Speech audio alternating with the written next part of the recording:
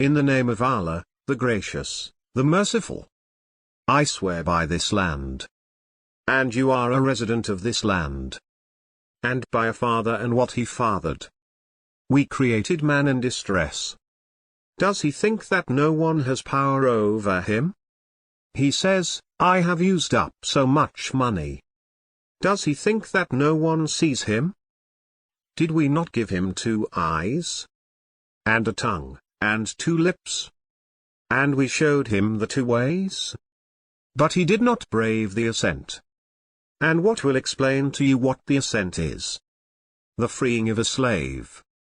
Or the feeding on a day of hunger. An orphan near of kin. Or a destitute in the dust. Then he becomes of those who believe, and advise one another to patience, and advise one another to kindness. These are the people of happiness. But as for those who defy our revelations, these are the people of misery. Upon them is a padlocked fire,